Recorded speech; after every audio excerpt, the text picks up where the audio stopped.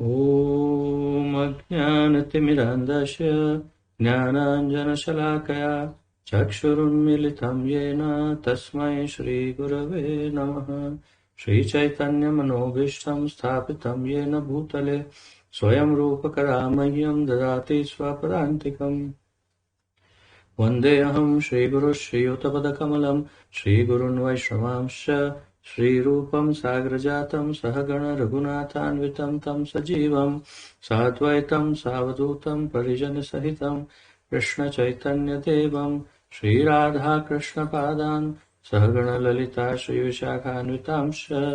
हे कृष्ण करुणा सिन्धु दीनबन्धो जगत्पते गोपेश गोपिकान्त राधाकान्त नमोऽस्तुते।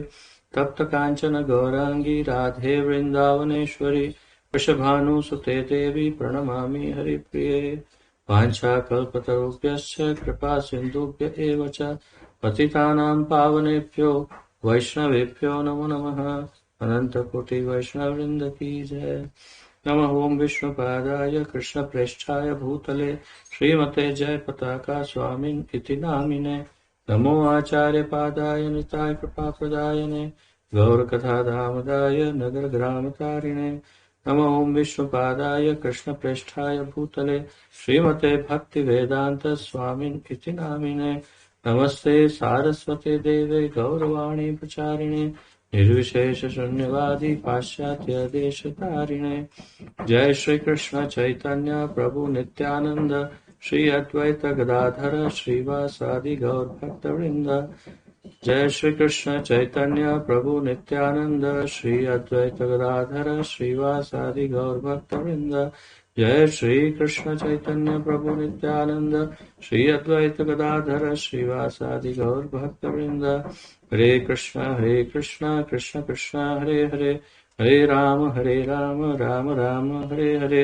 हरे कृष्ण कृष्ण कृष्ण हरे हरे हरे राम राम राम हरे हरे। हरे कृष्ण कृष्ण कृष्ण हरे हरे हरे राम राम राम हरे हरे।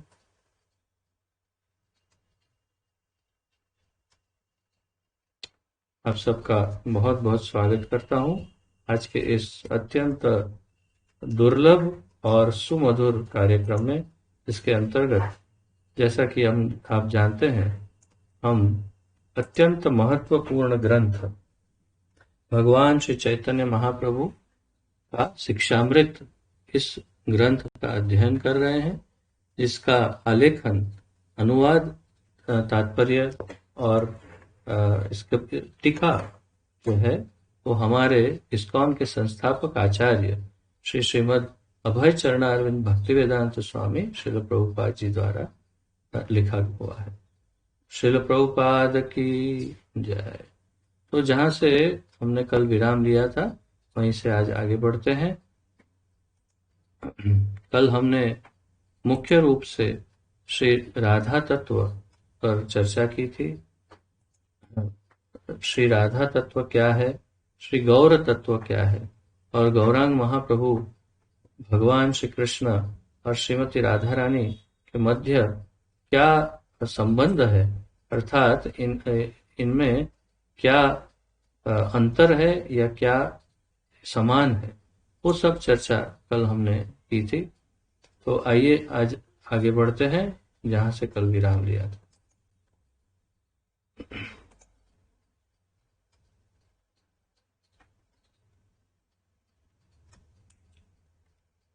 श्री चैतन्य चरितामृत में भगवान के प्रकाशों का भी वर्णन है।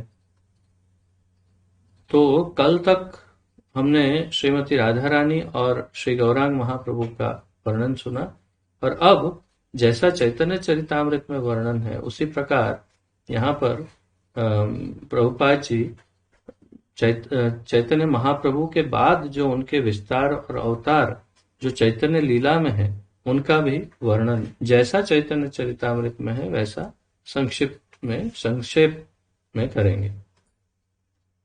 श्री चैतन्य महाप्रभु की वंदना के उपरांत कृष्णदास कविराज श्री नित्यानंद प्रभु की वंदना करते हैं। तो जैसा कि कृष्णदास कविराज गोस्वामी ने प्रारंभ में गुरु तत्व की वंदना, परंपरा की वंदना की, सभी वैष्णवों की वंदना की, और उसके पश्चात श्री चैतन्य महाप्रभु की वंदना, और चैतन्य महाप्रभु की वंदना के पश्चात श्री नित्यानंद प्रभु की वंदना करते हैं। उन्होंने महाविष्णु के स्रोत श्री संकर्षण को श्री नित्यानंद का अंश कहा है। तो अब आप जो नोट्स लिख रहे हैं उनके लिए महत्वपूर्ण माहिती अब यहाँ पर मिलेगी, प्राप्त होगी। तो उनके अनुसार, अर्थात श्री कृष्णदास कविराज गोस्वामी के अनुसार, तो कृष्णदास कविराज गोस्वामी के पास जो ज्ञान है वो कहाँ से आया, उन्होंने कहाँ से प्राप्त किया ये ज्ञान? उन्होंने, जैसे मैंने पूर्व में बताया था कि उन्होंने जितने भी गोस्वामी हैं, 6 गोस्वामी, उन गोस्वामियों और जैसे मुरारी गुप्ता और स्वरूप दामोदर की डायरियां जो है, जिसमें चैतन्य महाप्रभु का प्रत्यक्ष उन्होंने जो कुछ कहा वो लिखा हुआ, वो सब का संकलन करके उन्होंने चैतन्य चरितामृत की रचना की। और सबसे विशिष्ट बात यह है, अद्वितीय बात, जो अकल्पनीय है, जो वास्तव में अकल्पनीय कैसे संभव हुआ, ये तो केवल हमारे ठाकुर श्री चैतन्य महाप्रभु ही जाने कि उन्होंने कैसे संभव करवाया। परंतु कृष्णदास कविराज गोस्वामी की उम्र 90 साल से अधिक थी, कहीं पर मैंने सुना था 98 साल थी, और चलो 90 ही समझे अगर, तो 90 इयर्स के से अधिक उनकी उम्र थी, और उस समय उतनी उम्र में उन्होंने चैतन्य चरितामृत की रचना की। और चैतन्य चरितामृत कितना बृहद है, कितना बड़ा है, वो आप जानते हैं कि उसमें कितने हजार श्लोक हैं, और वो संपूर्ण रूप से उसकी रचना 90 साल के पश्चात उन्होंने उस उम्र में की। और आप सब जो मेरे साथ ब्रज में आए हैं, जहां जहां ब्रज यात्रा में, तो अगर आपको स्मरण हो तो हम जब भी राधा कुंड श्याम कुंड जाते हैं, तो श्री राधा कुंड श्याम कुंड के दर्शन के पश्चात हम कृष्णदास कविराज गोस्वामी के रूम का दर्शन करते हैं। ऊपर राधा कुंड श्याम कुंड के बीचों बीच जो जगह है, उस जगह से उस सीढ़ी चढ़ के ऊपर जाते हैं, और कृष्णदास कविराज गोस्वामी ने जिस रूम में बैठ करके, रूम तो नहीं कह सकते, भजन कुटीर, जिस भजन कुटीर में बैठ करके उन्होंने चैतन्य चरितामृत का आलेखन किया, उसका भी हम दर्शन करते हैं हर बार। तो उनके अनुसार, अर्थात सभी हमारे वैष्णवों, शास्त्रों, न केवल वैष्णवों के मत अनुसार, परंतु उन्होंने इतने शास्त्रों से उल्लेख लिया है चैतन्य चरितामृत में, इतने शास्त्रों का वर्णन, तो अनेक शास्त्रों के प्रमाण से, अनेक आचार्यों के प्रमाण से, अनेक गोस्वामियों के प्रमाण से उन्होंने जो लिखा, उनके अनुसार श्री नित्यानंद प्रभु जो हैं, तो वो कहते हैं कि उन्होंने महाविष्णु के स्रोत श्री संकर्षण को श्री नित्यानंद का अंश कहा है। अब आपको ब्रह्म संहिता का ज्ञान है पूर्ण रूप से, और आप जानते हैं कि कारणार्णव जल में जो शयन करते हैं, कारणोदक्षाय विष्णु, तो वो कारणोदक्षाय विष्णु अर्थात महाविष्णु, वे संकर्षण से उत्पन्न होते हैं। और संकर्षण जो है वो भगवान के अंश है। तो यहाँ पर जो कहा है वो बहुत ध्यान देने योग्य है। यहाँ पर कृष्णदास कविराज के अनुसार महाविष्णु के स्रोत श्री संकर्षण को श्री नित्यानंद का अंश कहा है। अर्थात नित्यानंद प्रभु कौन है फिर, कि जिनके अंश संकर्षण है, और संकर्षण के अंश महाविष्णु कारणोदक्षाई विष्णु है, जिनमें से फिर गर्भोदक्षाई और क्षीरोदक्षाई विष्णु है। तो नित्यानंद प्रभु स्वयं बलराम है। आगे बताएंगे, श्री कृष्ण के प्रथम प्रकाश हैं और वे श्री बलराम। तो श्री बलराम श्री कृष्ण के प्रथम प्रकाश है, उनसे क्रमशः संकर्षण श्री प्रद्युम्न श्री संकर्षण श्री प्रद्युम्न श्री अनिरुद्ध का प्राकट्य होता है। तो आप ये भी जानते हैं कि चतुर्व्यूह जो विस्तार भगवान के अंश का होता है, उसमें वासुदेव, संकर्षण, अनिरुद्ध और प्रद्युम्न और अनिरुद्ध, ये चार उनके चतुर्व्यूह विस्तार है। उसमें जो संकर्षण है, तो ये संकर्षण के मूल जो है वो है, या तो ये चतुर्व्यूह के मूल जो है वो है श्री बलराम। और श्री बलराम श्री कृष्ण के प्रथम प्रकाश है, अर्थात कृष्ण का सबसे पहला विस्तार जो है वो है श्री बलराम। और श्री बलराम ही स्वयं श्री नित्यानंद है। बलराम नित्यानंद प्रभु बलराम जी के अवतार नहीं है। जैसे चैतन्य महाप्रभु कृष्ण के अवतार नहीं है, स्वयं ही कृष्ण है, उसी प्रकार नित्यानंद प्रभु बलराम जी के अवतार नहीं है, स्वयं ही बलराम जी। तो अगर आप चैतन्य चरितामृत पढ़ते हैं तो ये बहुत स्पष्ट हो जाता है, क्योंकि अनेक जगहों पे नित्यानंद प्रभु ने अपने बलराम स्वरूप में लीला कर दी, क्योंकि जैसे रोक नहीं पाए और अपना जो मूल भाव है वो प्रकट कर दिया।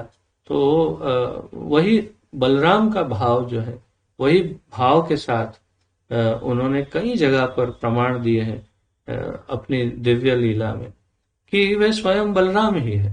तो आगे पढ़ते हैं।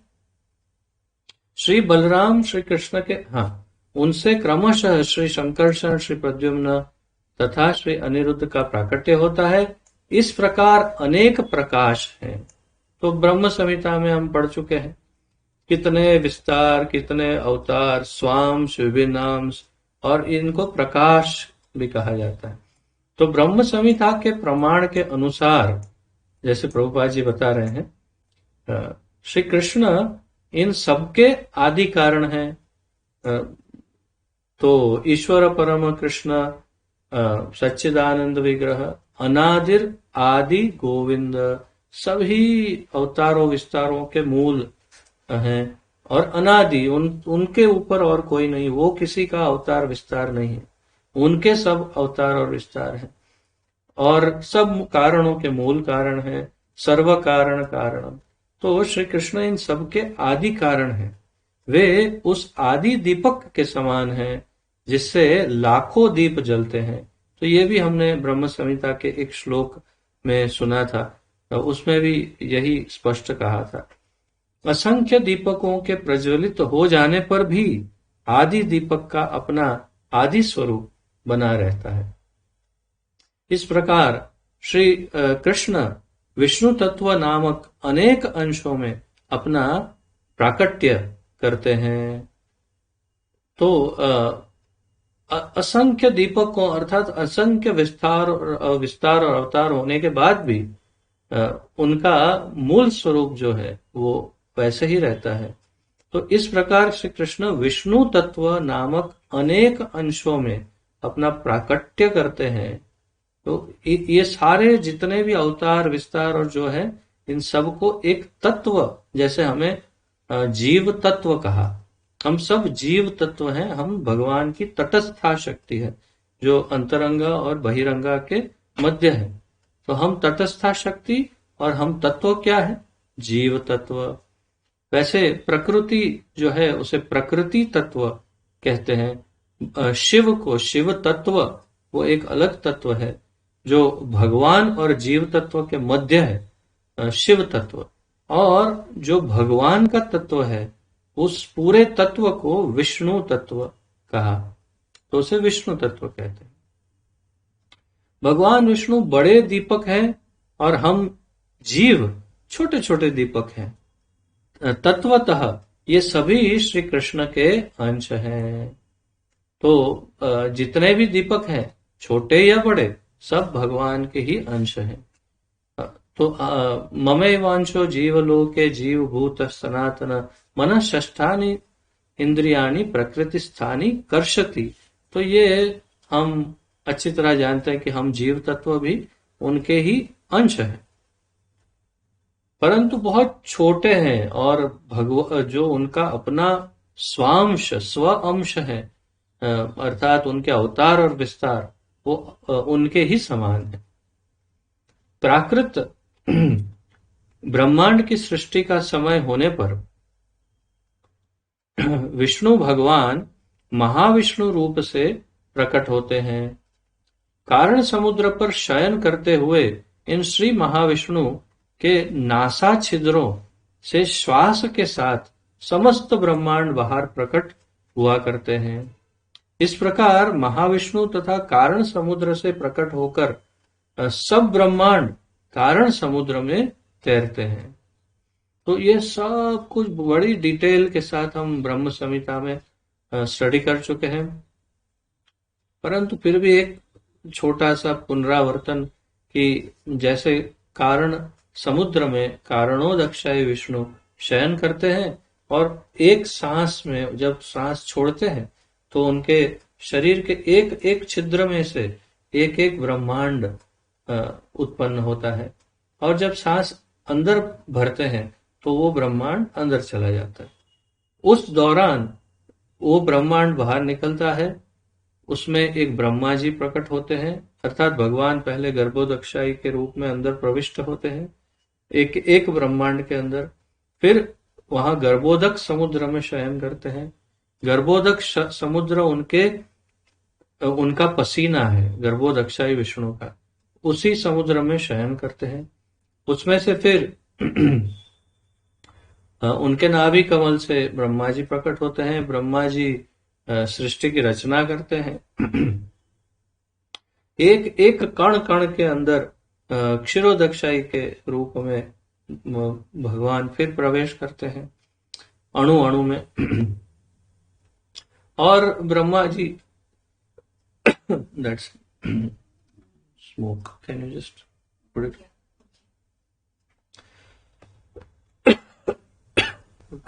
कल से मत लगाना, नहीं कल से लगाना नहीं।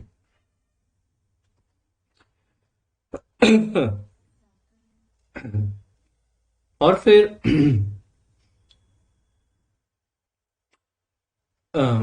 क्षीरोदक्षाई के रूप में एक एक अणु अणु के अंदर प्रवेश करते हैं भगवान। और ब्रह्मा जी 100 वर्ष तक जीवित रहते हैं, और उनके 100 वर्ष समाप्त होने तक हमारे 311 बिलियन ईयर्स साल, अर्थात 31 नील और 100 कुछ अरब वर्ष बीत जाते हैं, और तब जाकर के ब्रह्मा जी की आयु समाप्त होती है। एक ब्रह्मा जी जब उनकी मृत्यु होती है और महाप्रलय होता है, फिर तब तक ये महाविष्णु की सांस का समय पूरा होता है, और महाविष्णु सांस अंदर ले लेते हैं, और सारे जो ब्रह्मांड है उनके छिद्र में चले जाते हैं। तो ये हमने काफी विस्तार से सब सुना था ब्रह्म संहिता के दौरान, परंतु एक फिर से, जैसे अंग्रेजी में कहते हैं रीकैप, एक छोटा सा रिवीजन कर लिया हमने। तो प्रभुपाद जी यहाँ पर वही कह रहे हैं कि इस प्रकार महाविष्णु तथा कारण समुद्र से प्रकट होकर सब ब्रह्मांड कारण समुद्र में तैरते हैं। इस संदर्भ में त्रिपाद विस्तार करते समय अपने पैर से ब्रह्मांड आवरण का भेदन करने वाले भगवान श्री वामन की कथा है। उनके पद निर्मित छिद्र के कारण समुद्र का जल, उनके पद निर्मित छिद्र के कारण समुद्र कौन से समुद्र का जल? तो लगभग या तो कारण समुद्र होगा या गर्भोदक समुद्र होगा। तो इनमें से एक समुद्र का जल प्रवाहित होने लगता है। तो भगवान वामन जब बलि राजा को कहते हैं कि मुझे 3 पग भूमि चाहिए, बलि राजा कहते हैं आप नाप लीजिए। तो भगवान जब अपने आप को विस्तृत करते हैं, प्रचंड रूप धारण करते हैं, और फिर एक एक पैर से जब नापना आरंभ करते हैं, तो जब ब्रह्मांड के ऊपर से होकर के उनका चरण निकल जाता है, तो उनका नख जो है, पैर का, चरण का नख, अंगूठे का, उससे छिद्र हो जाता है जो आवरण है उसके अंदर, और ऊपर से कारण समुद्र का जल जो है वो ब्रह्मांड में प्रविष्ट हो जाता है, और शिव जी उसे अपने जटाओं में धारण करते हैं, मस्तिष्क में। तो ये इसे फिर हम गंगा के नाम से जानते हैं। तो ये उनके पद निर्मित छिद्र के कारण समुद्र का जल प्रवाहित होने लगा। कहा जाता है कि वही जल प्रवाह गंगा कहलाया।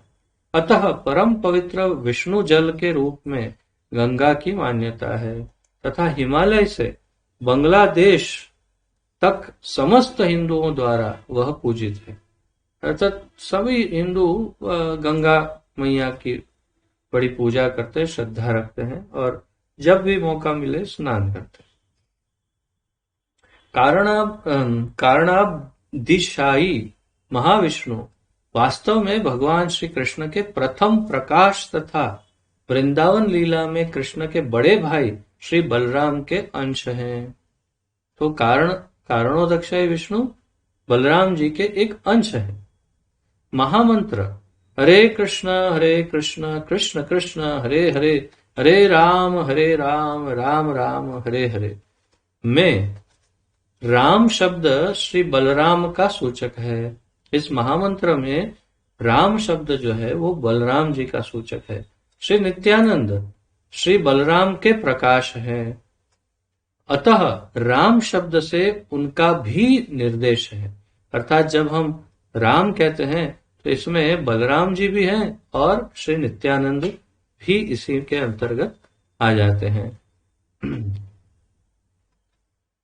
इस प्रकार हरे कृष्ण हरे राम श्री कृष्ण बलराम का ही नहीं अपितु श्री चैतन्य नित्यानंद का भी संबोधन है।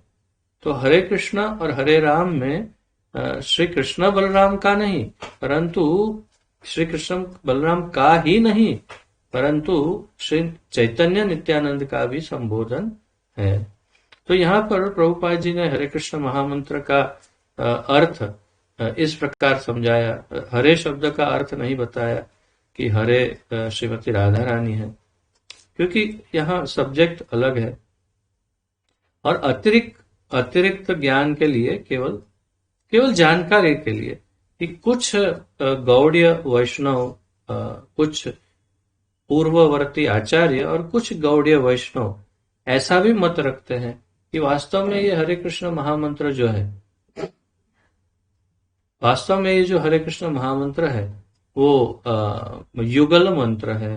अर्थात कि इसमें राम भी कृष्ण ही है और कृष्ण भी कृष्ण ही है। राम अर्थात जो आनंद प्रदान करते हैं उसे राम कहते हैं। तो कुछ गौड़ीय वैष्णवों का ये भी मत है कि इसे ये युगल मंत्र है, अर्थात ये राधा कृष्ण के ऊपर ही है पूरा मंत्र। और मैं केवल जानकारी, अतिरिक्त जानकारी दे रहा हूं केवल अधिक कि कैसी कैसी मान्यता है। परंतु यहाँ प्रभुपाद जी कह रहे हैं कि इसमें हरे कृष्ण और हरे राम, इसमें राम जो है वो वास्तव में भगवान रामचंद्र नहीं है, ये बलराम जी हैं जिनका यहाँ पर वर्णन। और जब बलराम जी हैं तो वो नित्यानंद भी है, इसलिए कृष्ण और राम अर्थात चैतन्य और नित्यानंद।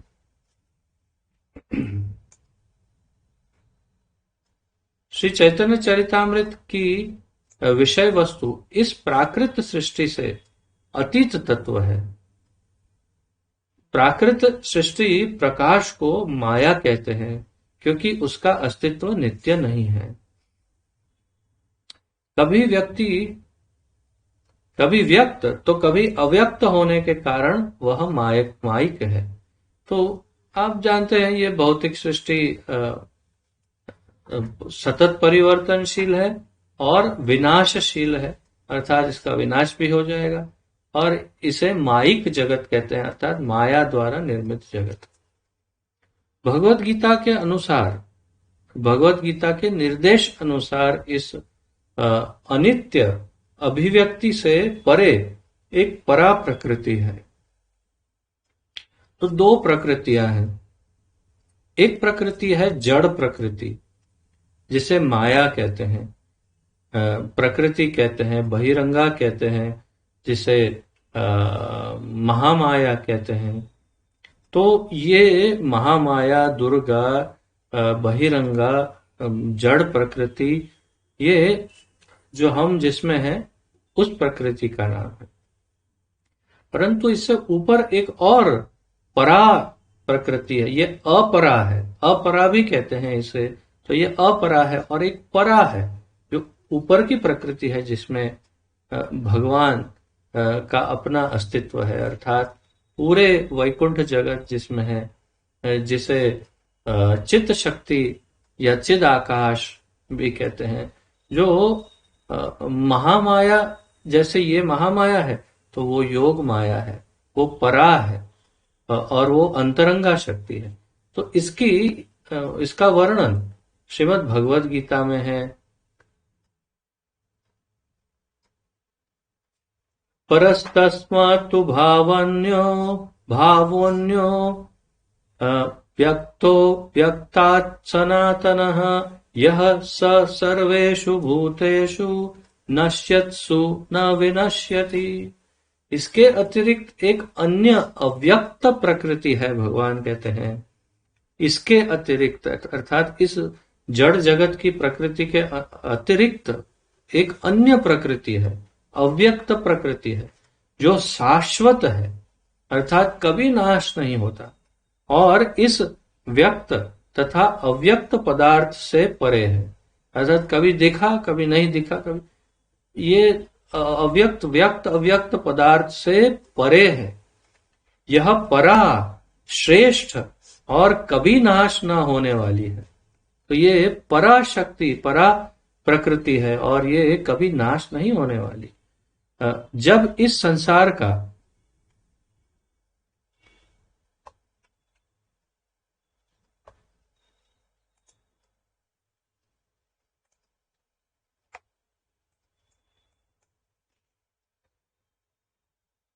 सब कुछ लय हो जाता है, तब भी उसका नाश नहीं होता।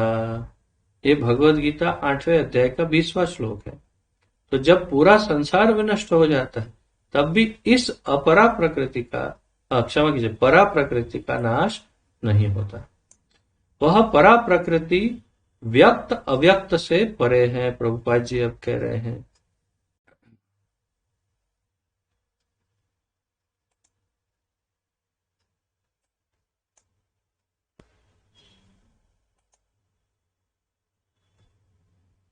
आवश्यकता ना हो तो बीच में कोई चैट बॉक्स में कुछ लिखिए मत।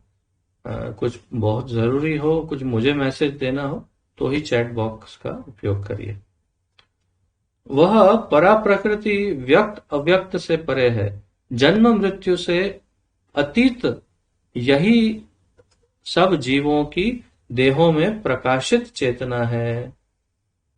तो जन्म मृत्यु से अतीत यही सब जीवों की देहों में प्रकाशित चेतना है, ये जो परा प्रकृति है।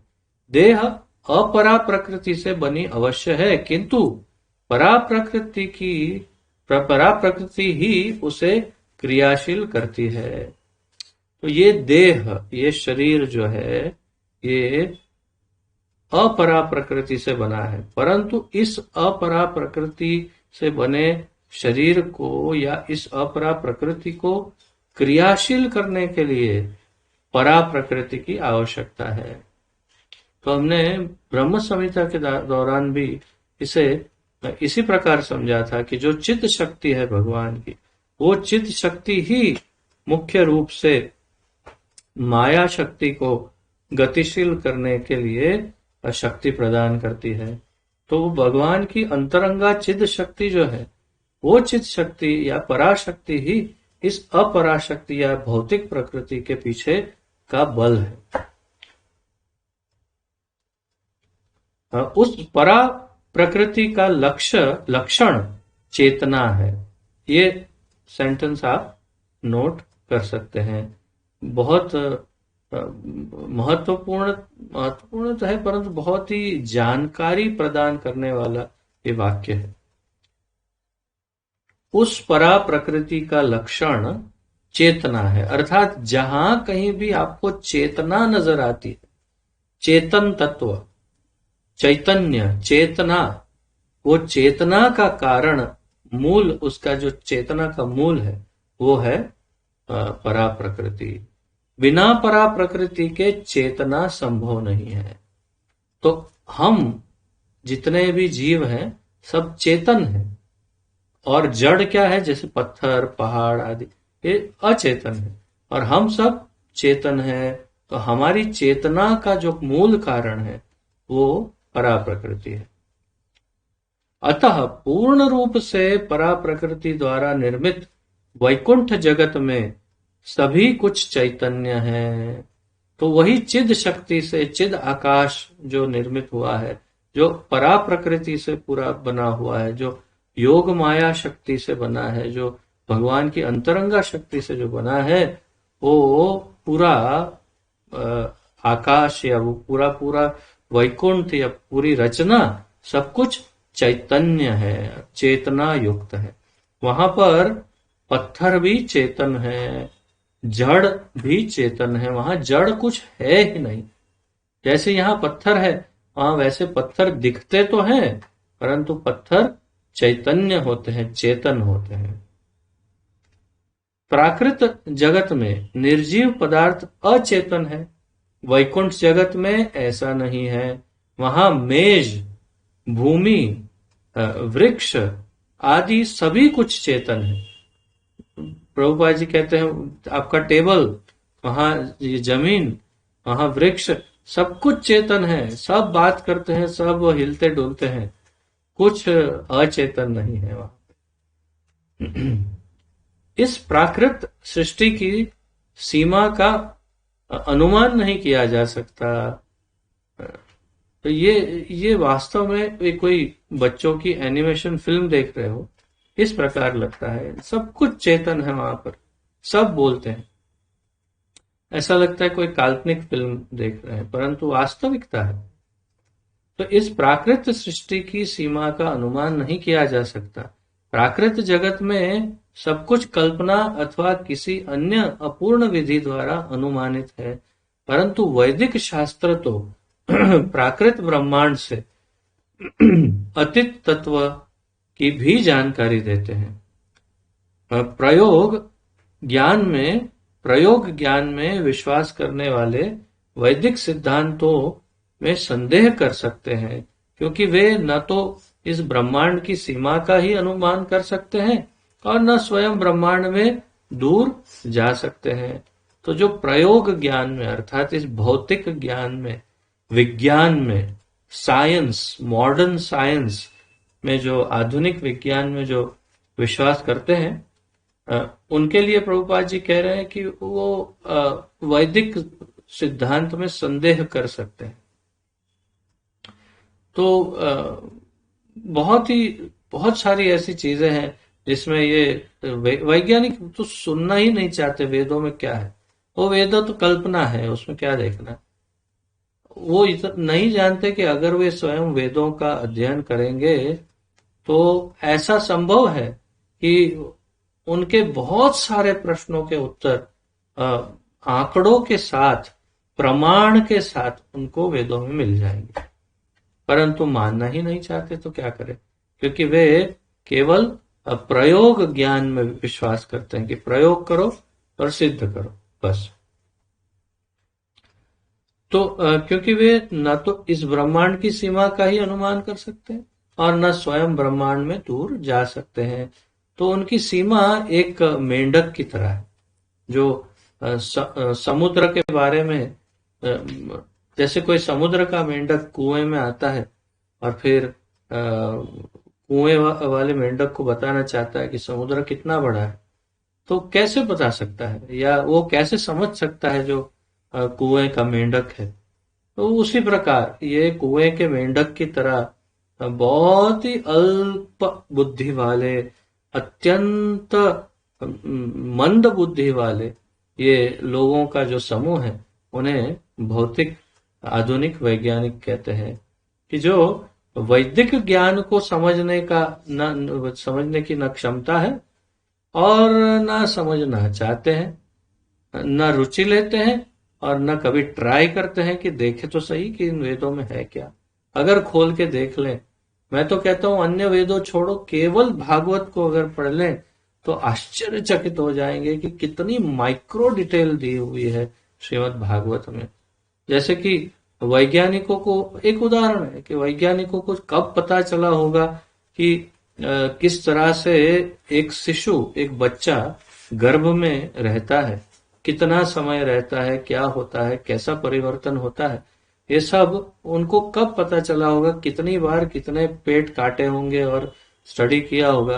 परंतु उन मूर्खों ने यदि भागवत पढ़ ली होती तो श्रीमद् भागवत के अंदर जो लोग समझते हैं कि ये तो भागवत सप्ताह 7 दिन की कथा है, वार्ताएं हैं, इसमें स्टोरी है, उसी स्टोरी बुक में श्रीमद् भागवत में इतनी ज्यादा डिटेल दी है, कितने दिन के शिशु में क्या क्या अवयव, कौन से अंग डेवलप होते हैं, किस प्रकार उसकी रचना होती है और कौन से महीने में संपूर्ण विकसित होकर के फिर वो जन्म के लिए तैयार होता है, कहाँ से उसे पोषण प्राप्त होता है, कैसी उसकी अवस्था होती है, कैसे वो बैठता है या कैसे अंदर रहता है, वो सब सारी डिटेल, सब माइक्रो डिटेल जो शायद आज भी वैज्ञानिकों के पास ना हो, वो डिटेल सब श्रीमद् भागवत महापुराण में दी हुई। उसी प्रकार यहां से सूर्य का अंतर कितना है वो इतने अंकों में दिया है, इतने अंकों में कि जितने अंक तो ये भौतिक विज्ञान उसका माप ही नहीं कर सकता, उतने आंकड़े ही नहीं है भौतिक विज्ञान में, उतने अंकों में यहां से अंतर बताया हुआ है। चंद्र का अंतर, सूर्य का अंतर, हर एक ग्रह के अंतर, ये सब कुछ केवल श्रीमद् भागवत एक ग्रंथ में उपलब्ध है। परंतु ये वैज्ञानिक इतने महामूर्ख हैं कि उनको अपने अहंकार के कारण इन्हें स्टडी करने की इच्छा ही नहीं, और जब स्टडी कर लेंगे तो उनके अपनी मूर्खता पर वो इतने लज्जित हो जाएंगे, शर्म आएगी कि शर्म के मारे डूब मरेंगे कि हम कितने मूर्ख हैं कि इतना ज्ञान इसमें पड़ा है और हम लोग क्या क्या संशोधन करते। तो ऐसा है, ऐसे ही जगत चलता रहता है। हम मूर्खों के बिना कैसे जगत आगे बढ़ेगा। तो प्रभुपाद जी बता रहे हैं कि प्रयोग विधि के द्वारा इस प्राकृत ब्रह्मांड से परे के तत्व की जानकारी नहीं हो सकती। धारणा से अतीत तत्व को अचिंत्य कहते हैं। जो हमारी धारणा हो उससे भी जो अतीत तत्व है उसे अचिंत्य कहते हैं, और वो है भगवान, और वो है भगवान की रचना।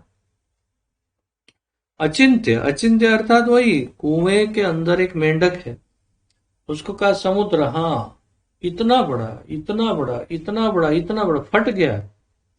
लेकिन कैसे समझेगा समुद्र, कैसे? उसकी कल्पना से, चिंतन शक्ति से, उसकी बुद्धि से परे है, सोच ही नहीं सकता उतना वो।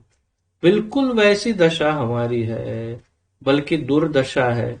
और ये वैज्ञानिक मूर्ख समझते नहीं है कि अपनी छोटी बुद्धि से क्या समझ सकते हैं, कितना समझ सकते हैं, कितना इस बुद्धि में डाल सकते हैं, ये नहीं समझते और मूर्खों की तरह लगे रहते हैं। लोगों के करोड़ों रुपए का धुआं उड़ा देते हैं, परंतु संशोधन के नाम पर, और गरीब लोग बेचारे भूखे पड़े रहते हैं और ये लोग करोड़ों रुपए खर्च कर देते हैं। तो इस प्रकार प्रभुपाद जी कह रहे हैं कि धारणा, हमारी धारणा के दायरे से जो परे हो वो ही तो अचिंत्य है। तो अचिंत्य के संबंध में तर्क अथवा मनोधर्म करना व्यर्थ है। जो अचिंत्य है, जो हम सोच नहीं सकते जिसके बारे में, उसके बारे में कल्पना करना या कोई धारणा करना उसके बारे में, वो सब व्यर्थ बातें हैं, बिल्कुल इसके कोई फायदा नहीं होने वाला। यथार्थ अचिंत्य तत्व मनोधर्म अथवा प्रयोग का विषय नहीं है, नहीं हो सकता। हमारी शक्ति और इंद्रिय ज्ञान सीमित है, हमारी शक्ति और हमारा इंद्रिय ज्ञान ये सीमित है। अतः अचिंत्य तत्व के विषय में हमें वैदिक सिद्धांतों पर ही निर्भर रहते हुए परा प्रकृति का ज्ञान तर्क के बिना स्वीकार करना होगा। तो ये बहुत महत्वपूर्ण बात है, प्रभुपाद जी जो कह रहे हैं वो, कि हमें क्या करना होगा, हमें क्या करना चाहिए, बल्कि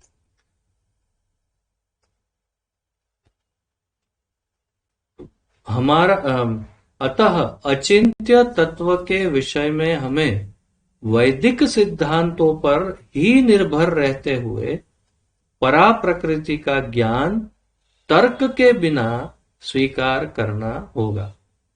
अगर हम बुद्धिमान हैं और विनम्रता भी है थोड़ी बहुत, हमें थोड़ी बहुत आस्था है, तो हमें अगर ज्ञान प्राप्त करना है तो इसी प्रकार का प्राप्त करना होगा। क्या करना होगा, फिर से एक बार, अचिंत्य तत्व के विषय में हमें वैदिक सिद्धांतों पर निर्भर रहते हुए, अर्थात अचिंत्य तत्व जो भगवान है उसके विषय में जानने के लिए वैदिक सिद्धांतों पर निर्भर रहना होगा, और परा प्रकृति का ज्ञान तर्क के बिना, अर्थात कोई लॉजिक, कोई आर्ग्यूमेंट के बिना, तर्क वितर्क के बिना स्वीकार करना होगा।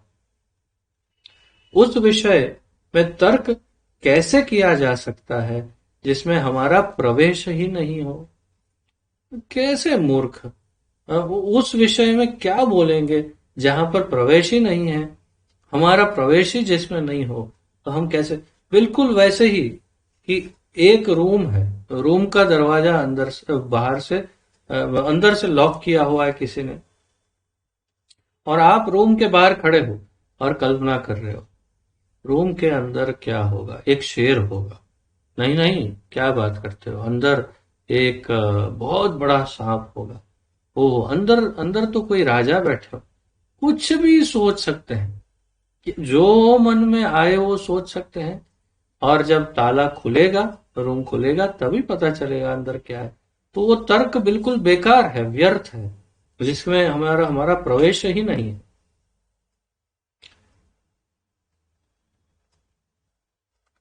भगवत गीता में स्वयं भगवान श्री कृष्ण ने तत्व ज्ञान की पद्धति का उल्लेख किया है। चौथे अध्याय के प्रारंभ में उन्होंने अर्जुन से कहा, इमं विवस्वते योगम प्रोक्तवानहम अव्ययम विवस्वान् मनवे प्राह इक्ष्वाकवे ब्रवीत। इस अविनाशी योग का मैंने सूर्यदेव विवस्वान को उपदेश किया। विवस्वान ने, सूर्यदेव ने मानव जाति के जन्मदाता मनु को इसकी शिक्षा दी, तथा मनु ने इसे इक्ष्वाकु के प्रति कहा। भगवत गीता चौथे अध्याय का प्रथम श्लोक। और प्रभुपाद जी कहते हैं यह गुरु परंपरा की विधि है, इसे गुरु परंपरा की विधि कहते हैं। इस प्रकार श्रीमद् भागवत में श्री कृष्ण ने सृष्टि के आदि जीव ब्रह्मा के हृदय में ज्ञान का संचार किया। तेने ब्रह्म हृदय आदि कवये, श्रीमद् भागवत 1.1.1, इसमें कहा है तेने ब्रह्म हृदय आदि कवये। आदि कवि भगवान श्री कृष्ण ने ब्रह्मा जी के हृदय में बैठे बैठे परमात्मा स्वरूप में सर्व वेदों का ज्ञान प्रवाहित किया। तो प्रभुपाद जी यहाँ वही बात कर रहे हैं।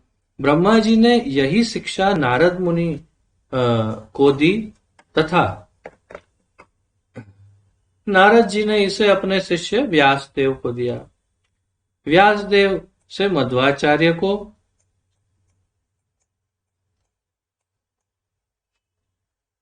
ज्ञान हुआ। मध्वाचार्य से श्री माधवेंद्रपुरी ने तथा श्री माधवेंद्रपुरी से श्री ईश्वरपुरी ने उसे ग्रहण किया और उसे ग्रहण कर भगवान श्री गौर सुंदर चैतन्य महाप्रभु को प्रदान किया। तो ये परंपरा की छोटी सी कड़ी यहाँ पर प्रभुपाद जी बता रहे हैं, जहां उन्होंने भगवान से ब्रह्मा जी से नारद मुनि से व्यासदेव से मध्वाचार्य से माधवेंद्रपुरी से ईश्वरपुरी से चैतन्य महाप्रभु तक लेके गए। फिर चैतन्य महाप्रभु से 6 गोस्वामी और उनके फिर शिष्य, फिर जगन्नाथ दास बाबा जी महाराज, फिर भक्ति विनोद ठाकुर, फिर गौर किशोर दास बाबा जी महाराज, फिर भक्ति सिद्धांत सरस्वती ठाकुर और फिर 32वें गुरु। आंकड़ा एकदम स्पष्ट है, 32वें गुरु, 32nd नंबर, 32वें गुरु हमारे अभय चरणारविंद भक्ति वेदांत स्वामी श्रील प्रभुपाद जी। तो ये है पूरी परंपरा, एक एक का नाम है और एक एक के बारे में पूरी जानकारी है कि ये परंपरा में कौन कौन है, कौन किसका, ये सभी मुख्य आचार्यों के नाम है। इसमें और अन्य बीच बीच में अन्य कई हो सकते हैं भक्त, परंतु मुख्य आचार्य जो है ये 32 है और यही गुरु शिष्य परंपरा है। तो प्रभुपाद जी कह रहे हैं, यह जिज्ञासा हो सकती है कि यदि श्री चैतन्य महाप्रभु स्वयं कृष्ण है तो उन्हें गुरु की क्या आवश्यकता। निसंदेह उन्हें गुरु की आवश्यकता नहीं थी, किंतु आचार्य अर्थात निज आचरण से शिक्षा देने वाले, आचार्य के शब्द का अर्थ बड़ा सूचक है, महत्वपूर्ण है। आचार्य अर्थात जो स्वयं आचरण करके शिक्षा दे उसे आचार्य कहते हैं। उसके लिए स्वयं को आचरण करना पहले महत्वपूर्ण है। जब स्वयं अच्छा आचरण करेंगे तभी वो सिखाएंगे, तब वो फलीभूत होगा। तो जैसे महाप्रभु ने कहा, आपनी आचरी सिखाए मु सबाइनु, मैं पहले आचरण करूंगा और सबको सिखा दूंगा कैसे भक्ति करते। तो किंतु आचार्य के रूप में उन्होंने परंपरा अनुसार गुरुपाद आश्रय ग्रहण किया। तो ये परंपरा का नियम है कि गुरु स्वीकार करना ही पड़ता है। जब गुरु से दीक्षित होते हैं और उनसे ज्ञान ग्रहण करते हैं तभी वो ज्ञान मान्य होता है, अन्यथा उसकी मान्यता नहीं होती। कोई पेड़ के नीचे बैठ के कोई अचानक किसी स्थान पर बैठा है और एकदम से ज्ञान हो गया, ऊपर से टूट पड़ा ज्ञान, ओहो हो ज्ञान आया, हो गया ज्ञान हो गया, ऐसा केवल भगवान बुद्ध को हो तो हम मान सकते हैं, क्योंकि वे स्वयं साक्षात भगवान है। तो भगवान के ही अवतार हैं, इसलिए वो पेड़ के नीचे बैठे बैठे उनको हो गया हो। परंतु पूरा का पूरा शुद्ध ज्ञान किसी जीव को कहीं बैठे बैठे अचानक हो जाए, ये संपूर्ण रूप से असंभव है, संभव ही नहीं। परंतु आजकल ऐसे कई घूमते हैं, ये यहाँ बैठे बैठे ज्ञान हो गया, वहां बैठे बैठे, ऐसे हमने और ज्यादा तो उदाहरण देखे नहीं भाई। और हो गया तो फिर हमें भी ऐसे ही हो जाना चाहिए, परंतु ऐसे नहीं हो सकता। परंपरा बहुत ही आवश्यक है, तभी शुद्ध ज्ञान और संपूर्ण ज्ञान प्राप्त होगा। हृदय में बैठे हुए परमात्मा ज्ञान दे सकते हैं, ये संभव है। जैसे ब्रह्मा जी को हृदय से बैठे बैठे परमात्मा ने ज्ञान दिया, परंतु ऐसी योग्यता कब आई ब्रह्मा जी में? जैसे हमने ब्रह्म संहिता में पढ़ा, उन्होंने 1000 वर्ष तक बड़ी कठोर तपस्या की, तब जाकर के, और उन्होंने मंत्र का अनुष्ठान किया, जो गायत्री देवी ने उन्हें मंत्र दिया। उस मंत्र का अनुष्ठान करने के पश्चात उन्हें वो शक्ति प्राप्त हुई जिससे वो हृदय में बैठे बैठे भगवान की वाणी सुन सके और उनसे ज्ञान प्राप्त कर सके। परंतु कोई अचानक चलता फिरता आदमी, कोई बांकड़ा पे बैठा है, कोई पेड़ के नीचे बैठा है और अचानक एकदम ज्ञान हो गया, ओ ज्ञान हो, ज्ञान हो गया। तो ये थोड़ा सा डाउटफुल लगता है कि कैसे हो सकता है भाई। आपने ऐसा क्या कर दिया था पूर्व में, ऐसी कौन सी तपस्या कर दी थी भाई, और या फिर ऐसा क्या आपने जब तप व्रत अनुष्ठान क्या किया था जिसके आधार पर आपको अचानक छप्पर फाड़ के ज्ञान गिरा आप पर। और हो सकता है चलो भगवान ऐसे ज्ञान लेके जा रहे और हाथ में से छटक गया, छूट गया और ज्ञान गिरा, और गिरा सीधा आपके सर पे। वो ऐसा कुछ हुआ हो तो फिर हमें पता नहीं, बाकी ऐसे बैठे बैठे ज्ञान होते नहीं। तो प्रभुपाद जी आगे यहाँ बताएंगे कि परमात्मा हमें हृदय से बैठे बैठे ज्ञान दे सकते हैं, परंतु उसके लिए अवस्था, योग्य अवस्था होनी चाहिए। तो इस प्रकार श्री भगवान लोगों के लिए आदर्श स्थापित करते हैं। तो भगवान लोगों के लिए आदर्श स्थापित करते हैं कि गुरु शिष्य परंपरा से एक योग्य गुरु ग्रहण करना चाहिए। चैतन्य महाप्रभु भगवान स्वयं है, उनको क्या जरूरत है। कृष्ण भगवान है, उनको गुरु की क्या जरूरत है। रामचंद्र श्री भगवान है, उनको क्या जरूरत थी गुरु की। परंतु इन सब ने गुरु स्वीकार किए, दीक्षित हुए, गुरु की सेवा की जबरदस्त, और तब जाकर के उन्होंने फिर अपनी यात्रा आगे बढ़ाई। तो उन्होंने उदाहरण प्रस्तुत किया, मम वर्तमान वर्तन्ते मनुष्य पार्थ सर्वशः। भगवान भगवत गीता में कहते हैं कि मैं जैसा बर्ताव करूंगा वैसे ही लोग बर्ताव करेंगे, क्योंकि मैं लीडर हूं। तो एक लीडर को सही बर्ताव करना चाहिए, और इसलिए मम वर्तमान वर्तन्ते, तो मैं पहले सही आचरण करूंगा। अपनी आचरी सिखाए मुंह, तो मैं पहले आचरण करूंगा और सबको सिखाऊंगा। हमें ये नहीं समझना चाहिए, प्रभुपाद जी कहते हैं, कि अल्पज्ञ होने के कारण वे गुरु शरण लेते हैं। ऐसा नहीं सोचना चाहिए कि तभी उनको कहाँ थोड़ा इतना ज्ञान होगा। वो तो गुरु के पास गए, कुछ सीखा, तब जाके उनको ज्ञान प्राप्त हुआ, उससे पहले थोड़ी ज्ञान था उनको। ऐसा मूर्खतापूर्ण हमें नहीं सोचना चाहिए।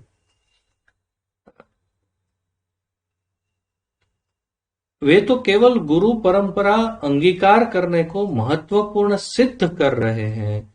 क्यों गुरु लेते हैं? ताकि गुरु परंपरा का क्या महत्व है वो समझाने के लिए, सिद्ध करने के लिए। उस गुरु परंपरा का ज्ञान वास्तव में भगवान श्री कृष्ण से आता है। अक्षुण्ण रूप में अवतरित होने पर ही ज्ञान पूर्ण होता है। यदि अपि ज्ञान प्रदाता आदि पुरुष भगवान श्री कृष्ण से हमारा प्रत्यक्ष सानिध्य नहीं है, किंतु प्रसारण आदि पुरुष भगवान श्री कृष्ण से हमारा प्रत्यक्ष सानिध्य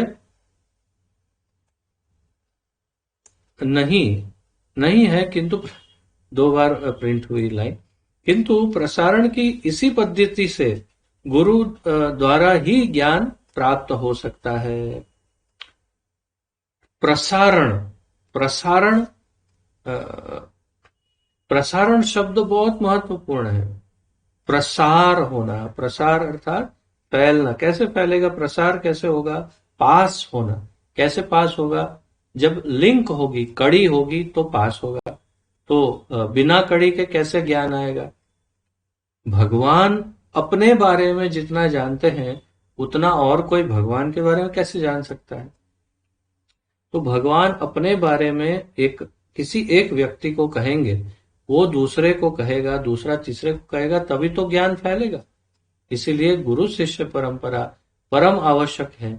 अगर कोई गुरु करने हो तो ऐसे ही गुरु होने चाहिए कि जिन्होंने शुद्ध परंपरा से, जैसे चार परंपरा, ब्रह्मा जी की परंपरा, शिव जी की परंपरा, लक्ष्मी जी की परंपरा और चार कुमार की परंपरा, इसमें से कोई एक परंपरा से ज्ञान प्राप्त किया हो, उन्हीं के पास शुद्ध और स्पष्ट ज्ञान हो सकता है कि भगवान कौन है, और भगवान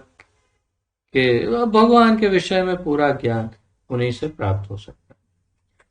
तो यहाँ पर प्रसारण का महत्व बताया प्रभुपाद जी ने। कि भगवान ने पूरी लिंक में इमं विवस्वते योगम कह के कहा और फिर कहा स काले नेह महता योगो नष्ट परंतप। तो आगे जाके वो लिंक टूट गई और इसलिए अर्जुन मैं आज फिर से तुझे वही ज्ञान देने आया हूं और वही टूटी हुई लिंक जोड़ करके फिर परंपरा को आगे बढ़ाने आया। तो पारंपरिक ज्ञान, ये जो प्रसारण है वो महत्वपूर्ण है। भगवान से ही आना चाहिए ज्ञान।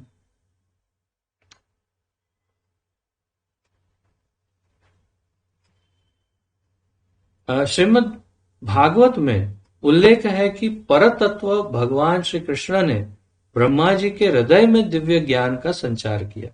अतः ज्ञान प्राप्ति का एक मार्ग हृदय है। जो नोट्स लिख रहे हैं वो इसे मेरा अभिप्राय है, आपकी इच्छा है, परंतु आप जो आपने अब तक लिखा है उससे एक लाइन छोड़ दीजिए, फिर एक लाइन में सिर्फ इतना लिखिए, फिर एक लाइन छोड़ देना, और वो जो बीच में लाइन लिखनी है उसमें ये लिखिए कि अतः ज्ञान प्राप्ति का एक मार्ग हृदय है। अतः ज्ञान प्राप्ति का एक मार्ग हृदय है। अर्थात ज्ञान कहां से प्राप्त कर सकते हैं? अनेक, अगर दो रास्ते हैं तो दो में से एक रास्ता हृदय है। अपने ही हृदय में से ज्ञान प्राप्त हो सकता है। बताओ फिर बाहर क्यों जाना भाई? ये लेक्चर क्यों सुनना? बंद करो टीवी वीवी ये सब बंद करो और खोलो हृदय का स्विच ऑन करो, लगाओ प्लग लगाओ जल्दी जल्दी फटाफट। ये सब क्यों? इंटरनेट इतना पैसा वेस्ट करते हैं, जूम बीम ये वो, छोड़ो छोड़ो छोड़ो छोड़ो, बंद करो सब, चलो हृदय का प्लग लगाओ। अरे भाई, पर उसका स्विच किधर है?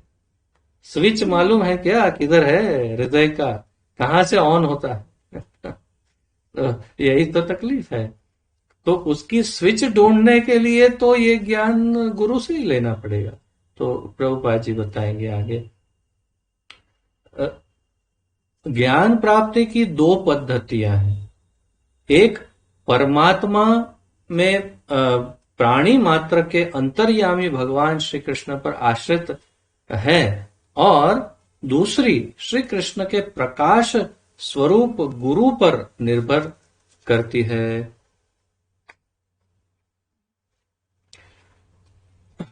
तो दो पद्धतियां ज्ञान प्राप्ति की। एक परमात्मा रूप में प्राणी मात्र में अंतर्यामी भगवान श्री कृष्ण पर आश्रित है।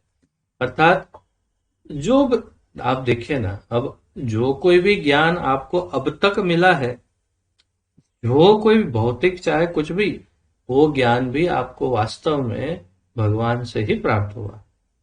और भगवान ने भगवत गीता में भी इस बात को सिद्ध किया है। जो भी कोई भी बहुत ज्यादा बुद्धिमान व्यक्ति हो ना, उसको खास तौर पे ये कहना चाहिए। सामान्य व्यक्ति को तो कह के क्या फायदा? बहुत ज्यादा बुद्धिमान व्यक्ति हो उसे ये श्लोक सुनाना चाहिए।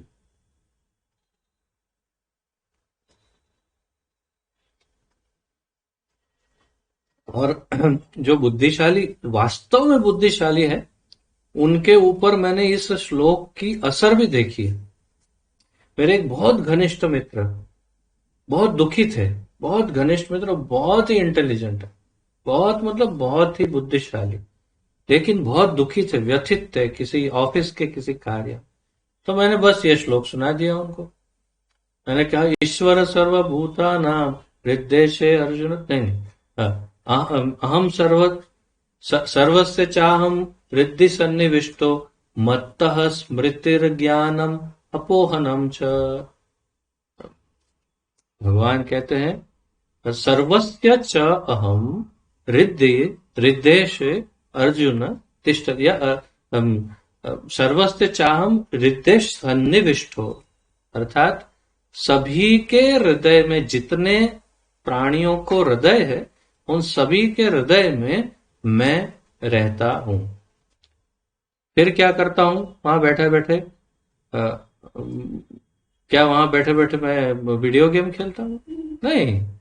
मत्तः स्मृति ज्ञानम अपोहनम च, मेरे द्वारा ही उस जीव को क्या मिलता है?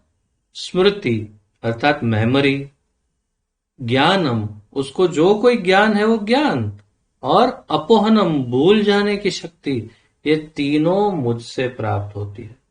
बस ये एक श्लोक वो मेरे दोस्त को मैंने सुनाया और उसको बताया कि तेरे अंदर, दोस्त था ना इसलिए एकदम बोल सकता, तेरे अंदर जितनी भी बुद्धि है, जो भी ज्ञान है और जो भूलने की शक्ति है, वो सब कुछ भगवान की है, तेरी नहीं है।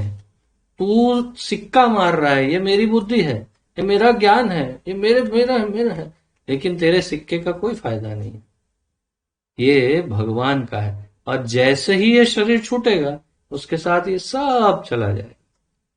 तो फिर क्यों इतना हाय हाय करना?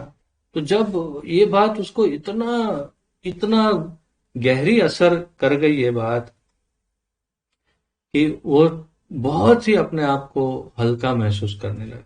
वो बोले हाँ यार तूने बहुत अच्छा किया ये बताया, वो अंदर का जो झूठा अहंकार था वो चूर चूर हो गया।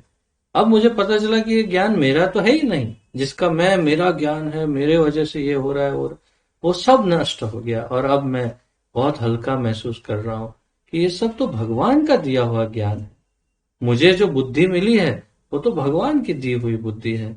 और इस प्रकार तो मैं यही आपसे कह रहा हूं कि जो बहुत बुद्धिमान हो ना, उन्हें ये सुना देना चाहिए ये श्लोक। ये ले सुन भाई, तेरी तेरी बुद्धि है कि उसकी है, वो जरा डिसाइड कर ले। तो यहाँ पर दो मार्ग, दो पद्धतियां ज्ञान प्राप्ति की बता रहे हैं प्रभुपाद जी।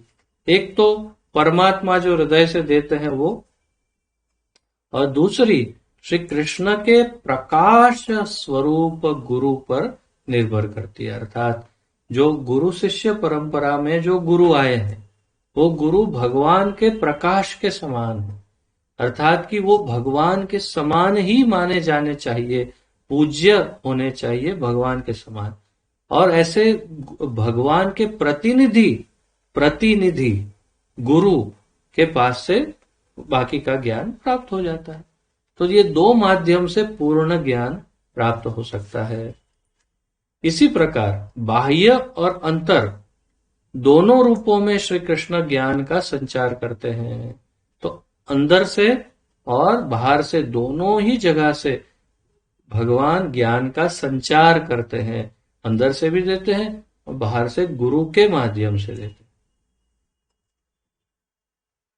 इस प्रकार हाँ, हमें केवल उसे धारण करना है। धारण करने के लिए हमारे पास पात्रता होनी चाहिए, पात्रता डेवलप करनी पड़ेगी कि हम इस ज्ञान और इस कृपा को धारण कर सके। यदि ज्ञान इस विधि से प्राप्त किया जाए तो यह महत्वपूर्ण नहीं रहता कि वह अचिंत्य है अथवा नहीं। अगर भगवान से प्राप्त हो रहा है ज्ञान तो वो अचिंत्य है या नहीं है, उससे कोई फर्क नहीं पड़ता, वो ज्ञान हमें प्राप्त हो जाता है। अर्थात अचिंत्य ज्ञान भी प्राप्त हो जाता है। श्रीमद् भागवत में प्राकृत ब्रह्मांड से अतीत वैकुंठ लोकों के संबंध में विशद जानकारी उपलब्ध है। श्री चैतन्य चरितामृत में भी प्रचुर अचिंत्य ज्ञान है। प्रयोग विधि से इस ज्ञान की प्राप्ति का कोई भी प्रयास संभव नहीं है। इस ज्ञान को इसी रूप में ही स्वीकार करना होगा। वैदिक शास्त्रों में शब्द प्रमाण का महत्व है। अब अगर आपको स्मरण हो तो हमने ईशोपनिषद का अध्ययन करना प्रारंभ किया था, तो पहले मैंने आपको एक प्रेजेंटेशन दिखाया था, स्लाइड शो, और उसके अंतर्गत मैंने ये शब्द प्रमाण के विषय में थोड़ी बहुत जानकारी आपको उस प्रेजेंटेशन में दी थी। तो यहां पर प्रभुपाद जी शब्द प्रमाण की बात कर रहे हैं। वैदिक शास्त्रों में शब्द प्रमाण का महत्व है। वैदिक ज्ञान में शब्द अत्यंत महत्वपूर्ण है, क्योंकि शुद्ध होने के कारण वह प्रमाण है। प्राकृत जगत में भी दूरभाष, फोन अथवा आकाशवाणी, रेडियो द्वारा हजारों मील दूर प्रसारित जानकारी स्वीकार की जाती है। इस प्रकार अपने दैनिक जीवन में भी हम शब्द को प्रामाणिक समझते हैं। यद्यपि सूचना देने वाले को देख नहीं सकते, पर शब्द के आधार पर उसकी सूचना को स्वीकार करते हैं। वैदिक ज्ञान के प्रसार में शब्द प्रमाण अतिशय महत्वपूर्ण है। यहाँ पर प्रभुपाद जी ने रेडियो और फोन का उदाहरण दिया कि फोन पर जैसे आप बात करते हैं किसी से, और वो जो बोलते हैं आप उसे मान्य रखते हैं। वो उसे आप देख नहीं सकते, वो आपके सामने नहीं है, प्रत्यक्ष नहीं है, बहुत दूर है, परंतु फोन पर आप उनसे बात कर रहे हैं, फिर भी आप उनकी बातों को स्वीकार कर रहे हैं। क्यों स्वीकार कर रहे हैं? क्यों मान्य रख रहे हैं? क्या कारण है कि आप मान रहे हैं कि हाँ, वो सामने फोन के उस साइड पे जो बात कर रहे हैं वो सही बात कर रहे हो और वो स्वीकार करने योग्य बातें हैं, जो भी हो, उसका क्या कारण है? तो आप जानते हैं कि हाँ, ये यंत्र आपको सही व्यक्ति से जोड़ रहा है और आपको सही ज्ञान दे रहा है। उसी प्रकार ये गुरु शिष्य परंपरा जो है वो एक ऐसा यंत्र ही समझिए कि जो आपको शुद्ध ज्ञान, कृष्ण ने जो दिया वो शुद्ध ज्ञान आप तक पहुंचा सकता है। और इसीलिए इस गुरु शिष्य परंपरा का स्वीकार करना चाहिए और ज्ञान को उसी से प्राप्त करना चाहिए। शब्द प्रमाण, क्षमा करिए, शब्द, शब्द का अर्थ है गुरु के द्वारा गुरु के द्वारा कहा गया ज्ञान या दिया गया ज्ञान। अर्थात जैसे भगवान ने भगवत गीता का ज्ञान, ये ही ज्ञान, भगवत गीता का ज्ञान सूर्यदेव को दिया। सूर्यदेव ने अपने पुत्र मनु को दिया, मनु ने इक्ष्वाकु को दिया, और फिर इक्ष्वाकु ने अन्य राजा को दिया, उन्होंने अपने पुत्रों को, पर धीरे धीरे धीरे धीरे कहीं ज्ञान खत्म हो गया। फिर से वही ज्ञान अर्जुन को भगवान ने दिया। तो महत्वपूर्ण क्या है कि परंपरा जब तक चलती रहती है, वो ज्ञान उतरता रहता है, तब तक सब कुछ सही चलता है। परंतु जब वो शुद्ध ज्ञान खंडित हो गया, तब भगवान को फिर आना पड़ा और फिर से वही ज्ञान वापस प्रवाहित करना पड़ा। तो तात्पर्य यह है कि शब्द अर्थात भगवान ने जो स्वयं कहा वो ज्ञान महत्वपूर्ण है। शब्द का यह अर्थ है कि भगवान का अपना दिया हुआ ज्ञान और सुना हुआ ज्ञान, श्रवण किया हुआ ज्ञान, वही शुद्ध है और वही मान्य रखना चाहिए। और जैसे ये आखिरी लाइन बहुत महत्वपूर्ण है, वैदिक ज्ञान के प्रसार में शब्द प्रमाण अतिशय महत्वपूर्ण है।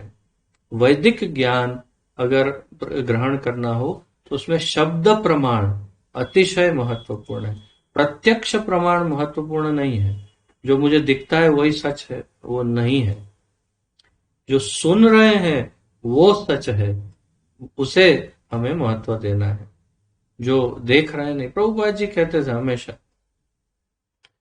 कि तुम दर्शन कैसे करोगे? भगवान के सामने जाओ, खड़े रहो, अच्छा, बहुत अच्छी मूर्ति बनाई है, क्या बात है, ओ क्या अच्छा अलंकार लगाया है, वाह वाह वाह, देखो यहाँ, देखो यहाँ थोड़ी भूल है, कुछ गलती है, ये क्या करोगे तुम जाके, क्या देखोगे मंदिर? परंतु जब भगवान की कथा सुनोगे कान से, तब तुम उनका वास्तविक दर्शन कर सकोगे। तो वास्तविक ज्ञान प्राप्ति का यंत्र मुख्य रूप से कलयुग में सबसे महत्वपूर्ण ज्ञान प्राप्ति का यंत्र कान है, आंख नहीं। कान से सुनो और ज्ञान प्राप्त करो, यही महत्वपूर्ण है। तो आज के लिए यहीं पर यहीं तक चर्चा रखते हैं। कल फिर आगे बढ़ेंगे और कल संडे है, तो परसों आगे बढ़ाएंगे। कल भक्ति वृक्ष क्लास होगा शाम को। आज के इस विषय में किसी का कोई प्रश्न, उत्कंठा आदि हो तो प्रकट कर सकते हैं और अपना वीडियो भी ऑन कर सकते हैं।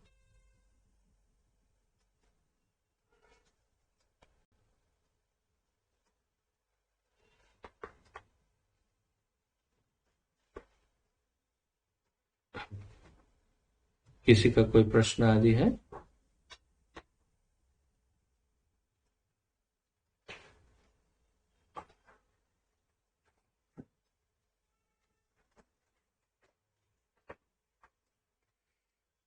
ठीक है, कोई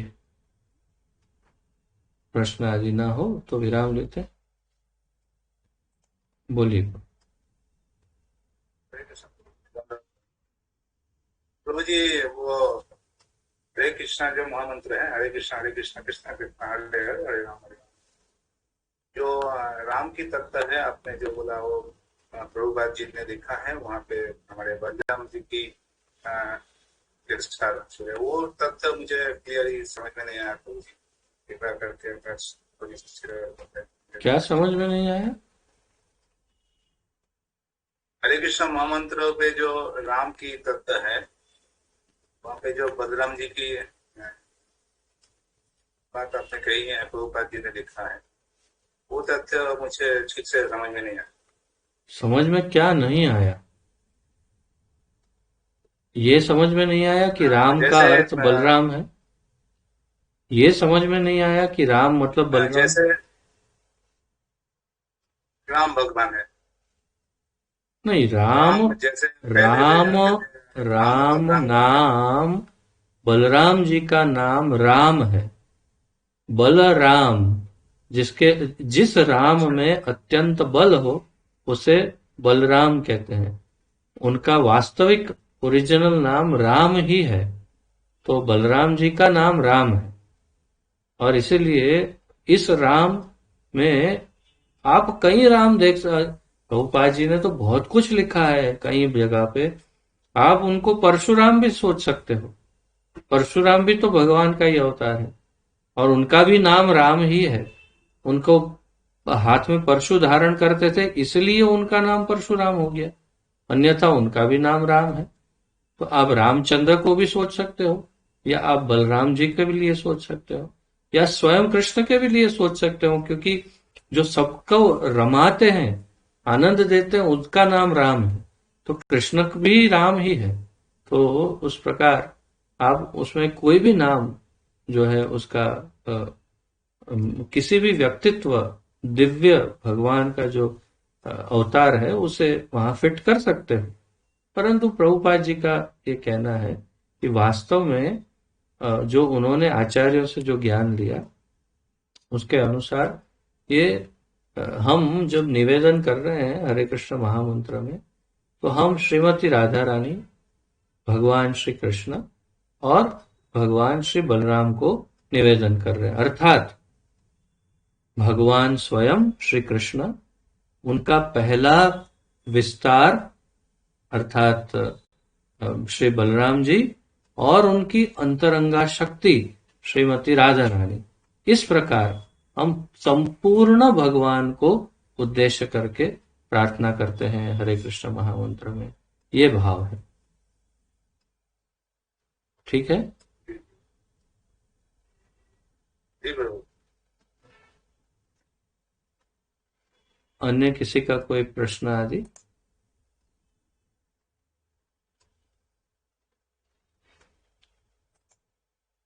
ठीक है, तो विराम लेते हैं आज यहीं पर।